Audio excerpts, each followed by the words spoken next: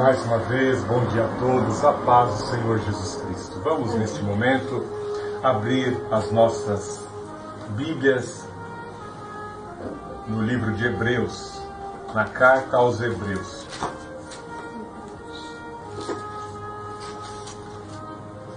Hebreus capítulo 10.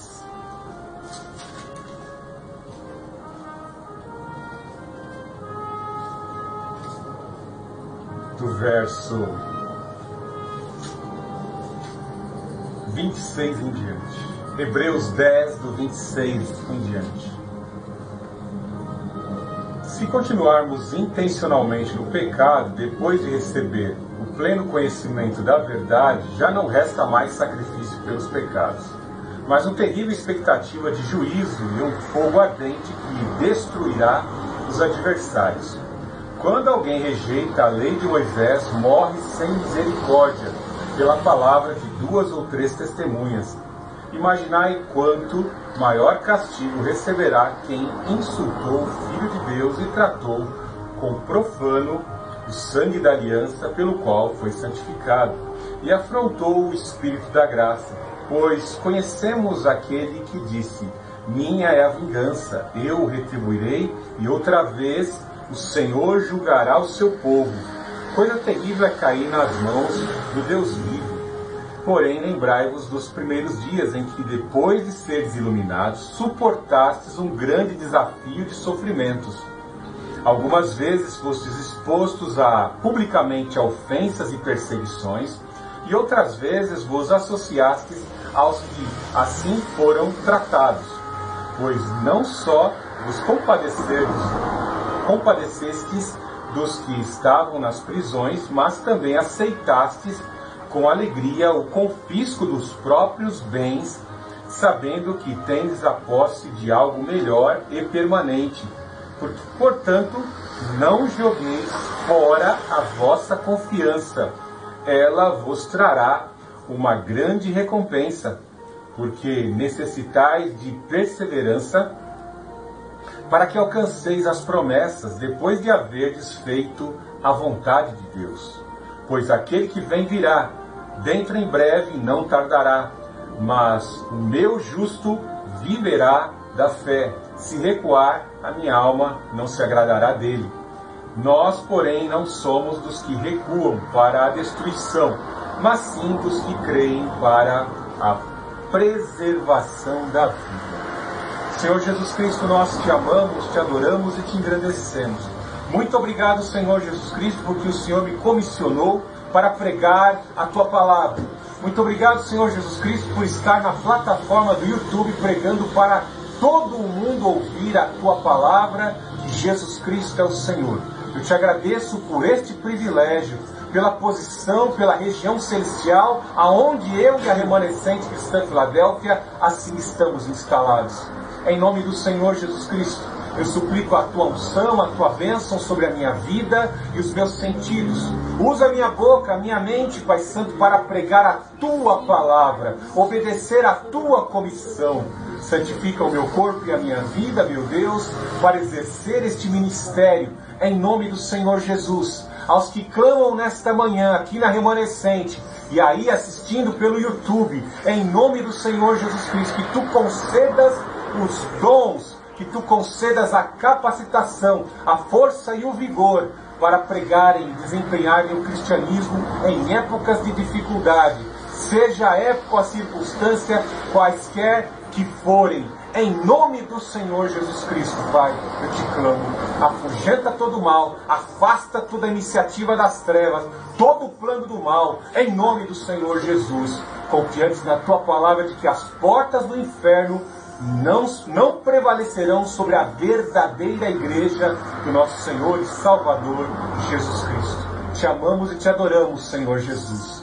Usa a minha vida, em nome do Senhor Jesus, assim te pedimos. Glorificamos o Pai, glorificamos o Filho, glorificamos o Santo Espírito. Amém.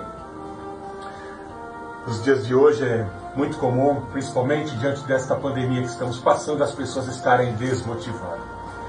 Eu me compadeço nesse momento por todo empresário que está aí vendo o seu negócio fracassar, sua empresa está sendo fechada, lacrada, suas vendas, suas metas praticamente já estão esquecidas diante das imposições, das restrições que foram impostas a todas as cidades da nossa federação.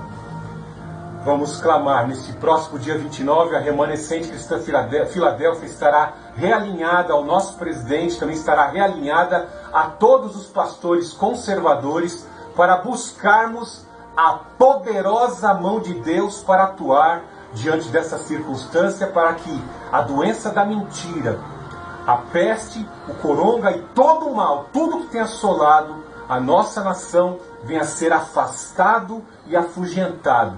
E que o povo brasileiro, a nação brasileira, possa prosperar. Porque aqui é uma nação cristã.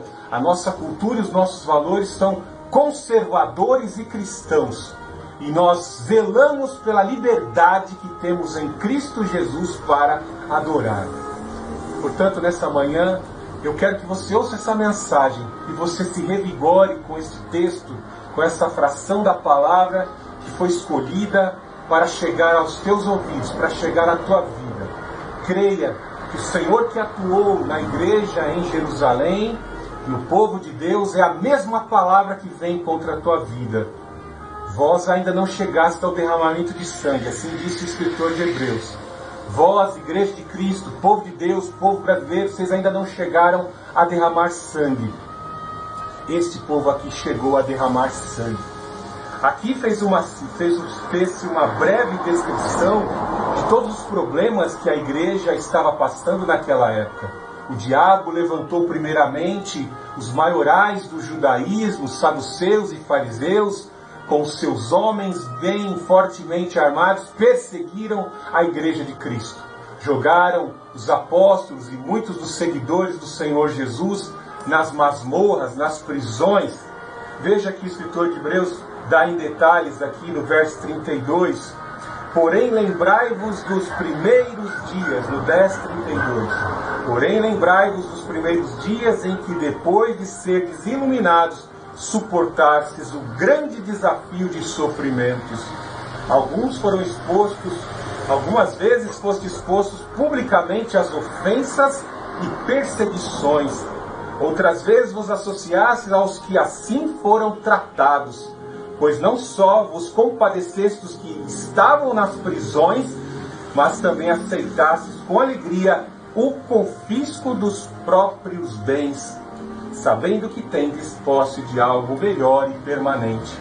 O escritor de Hebreus traz mensagem para aqueles que perderam seus entes queridos, tiveram seus bens confiscados, que tiveram perdas terríveis, vendo seus filhos sendo expatriados para outras nações para serem escravos, triste situação de às vezes serem mortos no Coliseu em Roma. Terríveis eram as perseguições quando esta carta foi escrita com o intuito de encorajar. Algo muito importante que devemos assim nos respaldar para dar continuidade a essa mensagem é crer que o Senhor Jesus é o único caminho e não existe outra forma de salvação. Não existem soluções, não existem atalhos. E os hebreus daquela época, os israelitas, os judeus, estavam um tanto que apreensivos e preocupados e buscando uma forma de pegar um atalho. Em especial, o povo de Deus, judeus, a igreja cristã judaica estava titubeando e quase pensando em retornar para a antiga religião que tinha liberdade de culto. Naquela época, o judaísmo, por ordem do imperador, tinha liberdade de culto, como muitas das religiões pagãs daquela época tinham liberdade de culto. Lembrando que nos dias de hoje a nossa Constituição garante a liberdade de culto, temos liberdade de culto, mas naquela época a única que era considerada uma organização subversiva e passou a ser perseguida pelos judeus e pelas autoridades romanas era o cristianismo. Então, em especial, os judeus estavam ali, de certa forma, vacilando e tentando retornar ao judaísmo que tinha liberdade de culto. E vemos que, desde o capítulo 1, o escritor de Hebreus traz essa enfatização, que não podemos, em hipótese alguma, retornar para outras religiões que não podem salvar.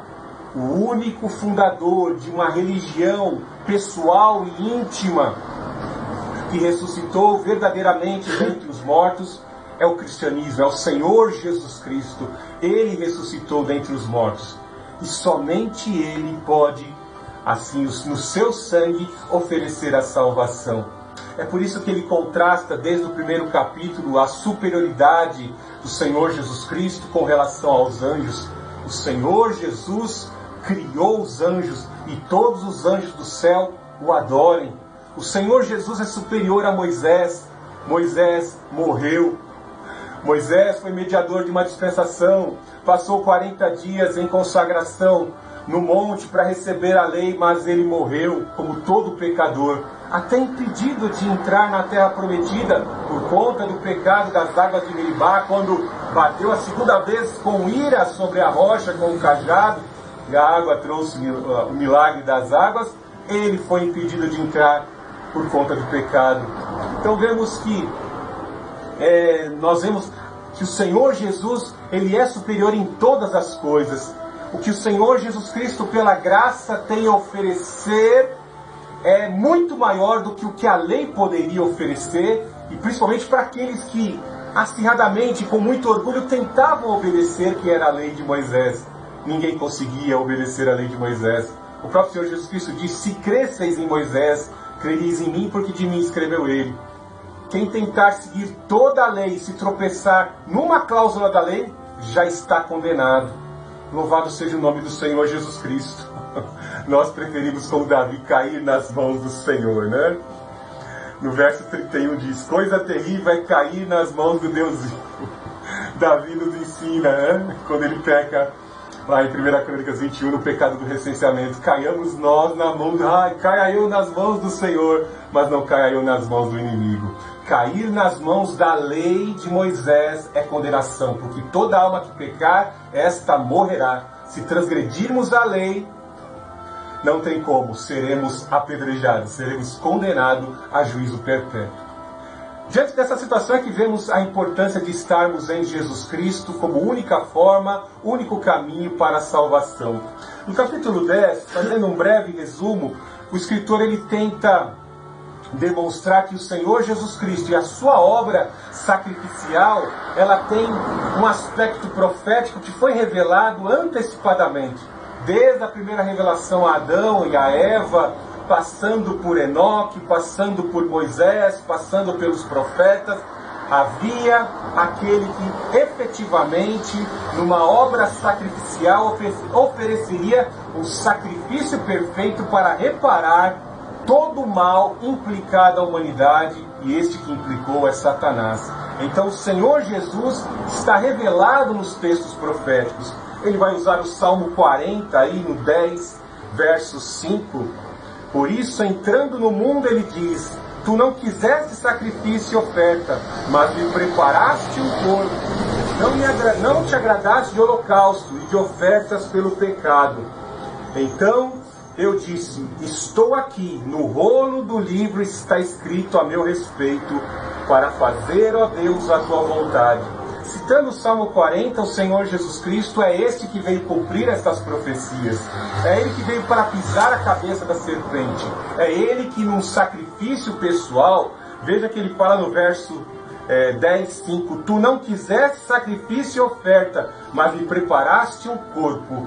Vemos que a única forma de dar fim aos pecados, efetivamente, seria o próprio Deus adquirindo um corpo. Por isso que o salmista citava: foi preparado um corpo de natureza humana, perfeita, para, em morte substitutiva, dar fim efetivamente aos pecados. É uma revelação profética da natureza humana que foi, de certa forma, unida à natureza divina do Senhor Jesus. O Senhor Jesus, perfeitamente Deus, perfeitamente homem, veio morrer substitutivamente por todos os homens. Veja que ele fala: não te agradaste de holocaustos e pela oferta de pecados.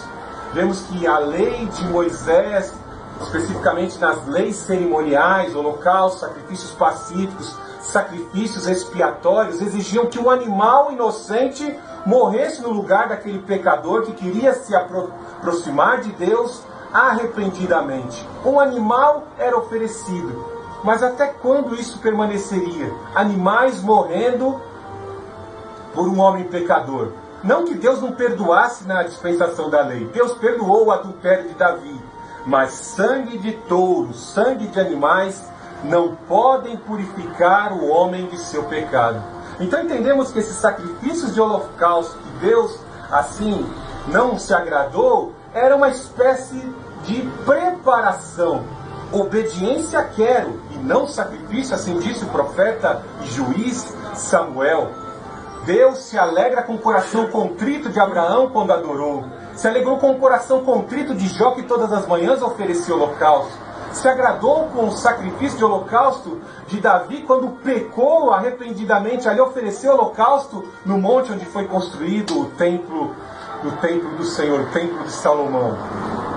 Deus sempre quis em cada sacrifício a verdadeira adoração e um coração contrito, arrependido e proposto a abandonar o pecado e a obedecer. Isso é o que Deus sempre desejou quando preparou os sacrifícios preparatórios que anteviam um único sacrifício perfeito que haveria de ser realizado pelo Senhor Jesus Cristo. Veja no verso 10, 18. Tendo dito acima, tu não quiseste e não te agradaste de sacrifícios e ofertas de holocausto, e ofertas pelo pecado que se oferecem segundo a lei. Agora diz, estou aqui para fazer a tua vontade. Assim, ele invalida o primeiro para estabelecer o segundo. Então, os primeiros sacrifícios, todos os sacrifícios que constituem o primeiro estabelecido, foram inválidos.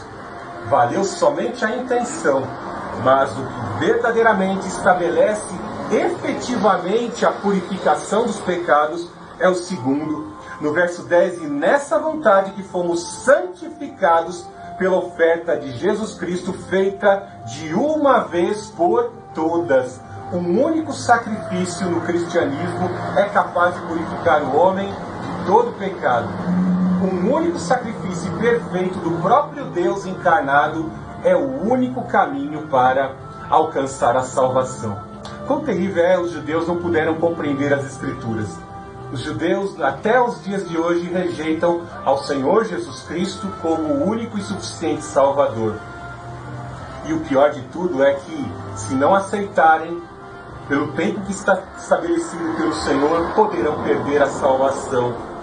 E nos dias de hoje, colocando para os dias de hoje, nós vemos que algumas pessoas titubeiam muitas vezes se esquecer que não há outro caminho. Não há outra solução a não ser a que está proposta pelo Senhor Jesus Cristo. E titubeiam e voltam para religiões onde possam viver segundo a carne. Rejeitam e voltam para a cultura do mundo, que também é uma religião. Voltam muitas vezes para a cultura do próprio eu, do próprio egoísmo, que também é uma forma de devoção. A egolatria também é uma forma de devoção pessoal a si mesmo. Ela é egoísta. É uma espécie de doença luciferiana. Essa talvez seja a principal doença que assim foi difundida no mundo quando Adão e Eva pecaram. Deus estabeleceu certas regras ali no Jardim do Éden e vemos que a proposta que Lúcifer traz, se eles desobedecessem ao comerem a lei, você é dominada pelo homem, mas se você comer o fruto, você vai dominar sobre ele. Você vai ser como Deus, Ou seja, desenvolve a egolatria no coração. Desenvolveu a egolatria no coração de Eva e também do seu esposo Adão. E as consequências são terríveis. Só Deus prometeu que o filho da mulher, o único filho da mulher, que é o Senhor Jesus, haveria de pisar a cabeça da serpente. Logo, vemos ali, na origem, que não existe outra forma, não existe outro meio ou caminho de se encontrar a salvação, se não for por esse. Algo de interessante nós observarmos que nos dias de hoje, como eu disse, as pessoas estão se afastando por qualquer motivo da comunhão com o Senhor Jesus Cristo. E os motivos são diversos. Muitas vezes, por picuinhas ou coisas tão pífias, muitas pessoas deixam de congregar, se afastam dos caminhos do Senhor. Muitos estão vivendo essa fase difícil da pandemia e encontram um motivo. Agora eu assisto o culto pela internet, eu não preciso ir à igreja. E tem até alguns pastores que estão com igrejas fechadas, estão satisfeitos, pois desanimados estão de pregarem a palavra de Deus. Esse texto de Hebreus, capítulo 10 é um prato cheio para alimentar a tua motivação e sondar as tuas intenções nessa manhã. O escritor de Hebreus quer que ninguém recue. O escritor de Hebreus quer que ninguém do povo de Deus, especificamente do povo de Deus, venha recuar diante das situações difíceis. Naquela época, como eu disse, uma intensa perseguição dos maiorais, do povo de Deus. E em segunda, o Império Romano, pois o imperador reinava lado a lado com o diabo, haveria de perseguir a igreja. Como eu iniciei a mensagem, bens sendo confiscados, pessoas sendo mortas em Coliseu, pessoas sendo levadas como escravo, vendidas como escravo. A situação era terilíssima. Era um grande motivo para as pessoas desistirem da fé.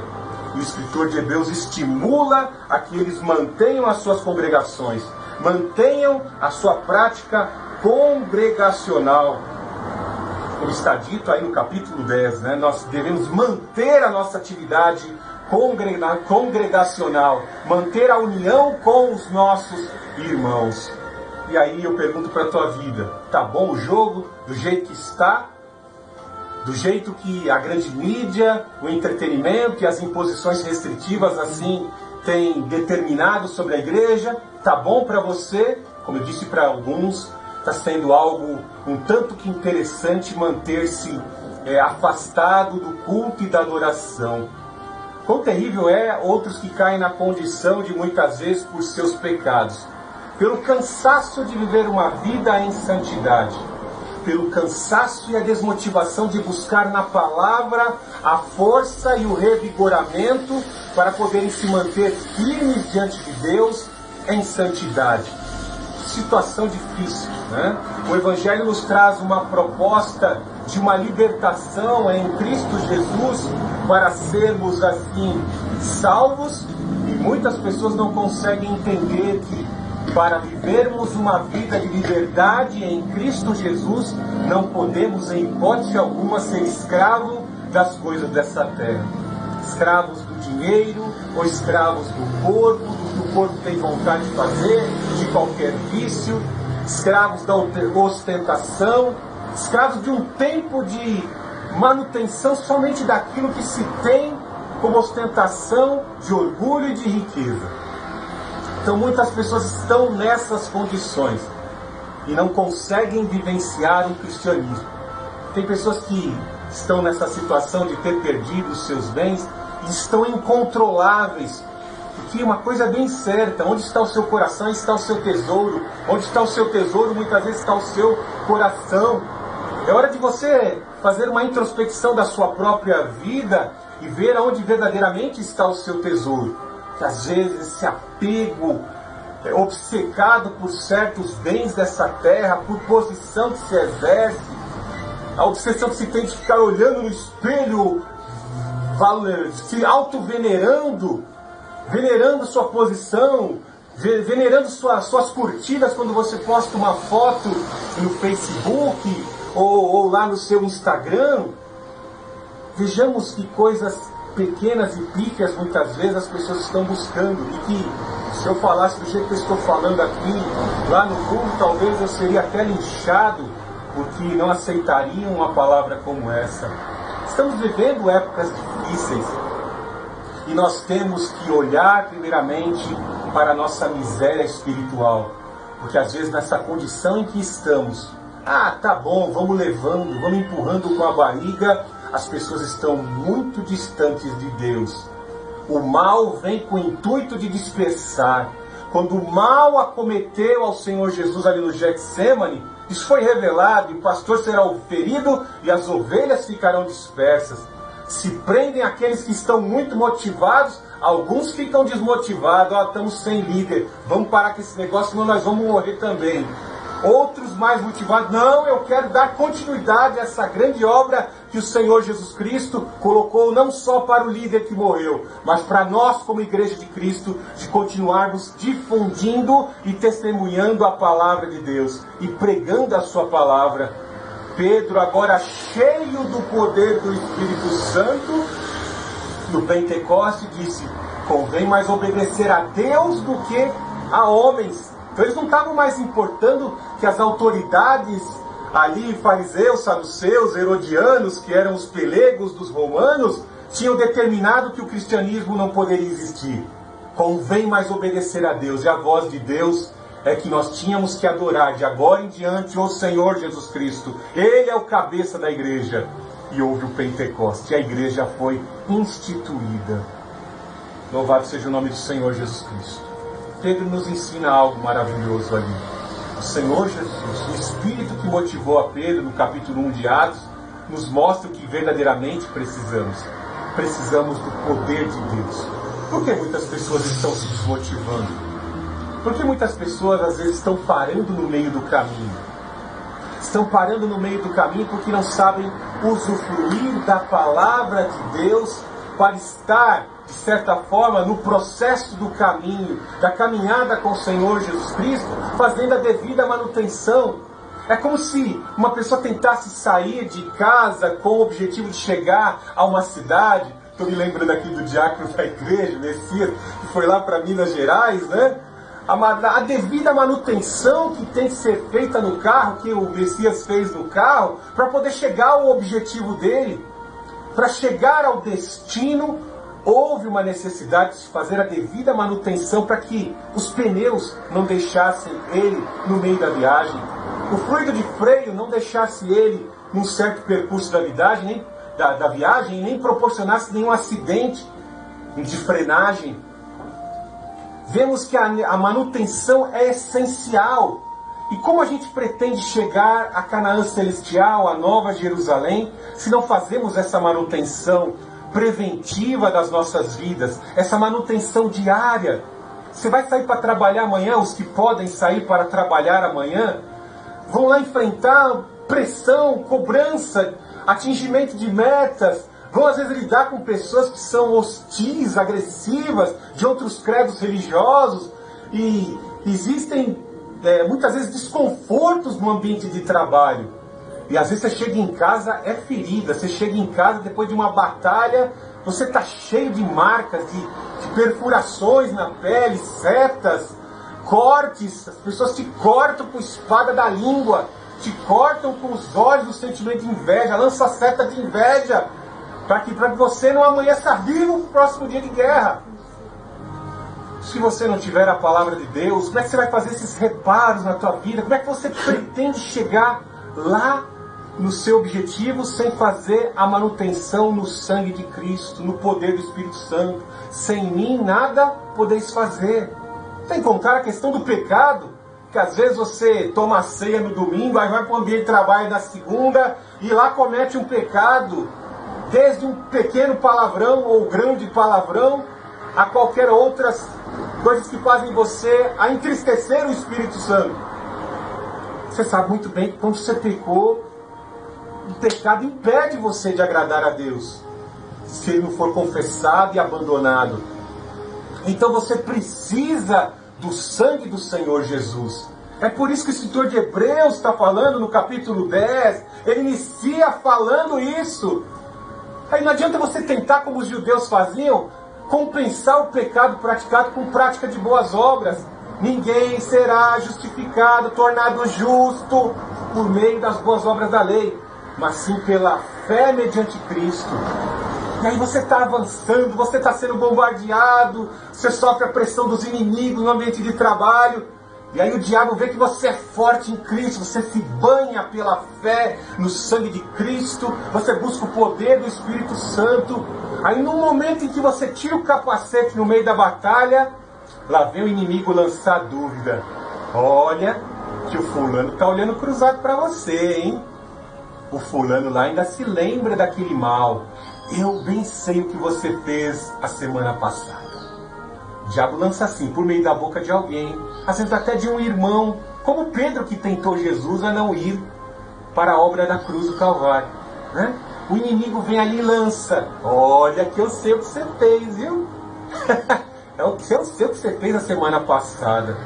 E aí o nosso coração se vê enfraquecido pelo pecado, se vê enfraquecido, se vê às vezes desnorteado, e aí você cai na dúvida: será que Deus é meu pai?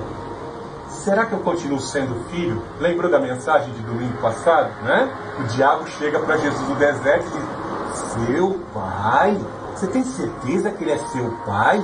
E manda você para o deserto passar fome aqui?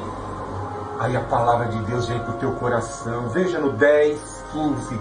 E o Espírito Santo também nos dá testemunho a esse respeito, porque depois de ter dito: esta é a aliança, a aliança, não é casamento brasileiro não, né? A aliança que farei com eles depois daqueles dias, diz o Senhor: porei as minhas leis em seu coração e as escreverei em sua mente, acrescentando: eu não me lembrarei mais de seus pecados e de suas maldades. Onde há perdão para essas coisas, não há mais oferta pelo pecado. Olha só, você não confessou, você não pediu perdão. É óbvio que as consequências, vou ajudar você a racionar, as consequências dos erros que fazemos, elas vão nos encontrar. Algo que você fez errado lá na manutenção da máquina, quando você termina de montar, você esqueceu uma peça, vai ter que desmontar de novo e refazê-la. Você esqueceu de colocar um item, ele vai fazer falta. Ele não está lá porque simplesmente foi jogado dentro da máquina. Há uma necessidade daquela peça que você esqueceu de colocar. Então o Senhor Jesus Cristo, com o seu sacrifício, quando você confessou nascer do Senhor, quando você pediu perdão e você fez um voto ali com o Espírito Santo de abandonar, por mais que alguém do mundo, um agente do cão, venha fazer você se lembrar, o seu pecado foi perdoado. O escritor de Hebreus está lembrando da profecia de Jeremias. Por quê? Para o judeu era difícil. Ai, pequei, como é que eu posso ser cristão? Vou oferecer um bode, vou oferecer um carneiro, vou oferecer um holocausto, vou pegar um boi, o boi mais caro que eu tenho e oferecer em sacrifício. O escritor de Hebreus está dizendo aqui, ó, Jeremias já falava sobre isso, que haveria do Senhor Jesus Cristo, verso 10, um único sacrifício perfeito para efetivamente purificar as vossas consciências. Ele não está dizendo aqui, ó, vou fazer uma aliança, aliança de Deus, ó, sendo nós infiéis, Ele, o Deus Altíssimo, permanece fiel. Se Ele perdoou, está perdoado. Olha a atrocidade que Davi cometeu, adultério seguido de homicídio, que pecado horrível. Poucos cristãos cometem crimes como esse. E o que o profeta diz para ele? O Senhor perdoou o teu pecado. O Senhor perdoou. E no Novo Testamento você não acha mais em lugar nenhum aqui o pecado, porque verdadeiramente Deus perdoou o pecado de Davi. Verdadeiramente o Senhor perdoou todo o pecado confessado.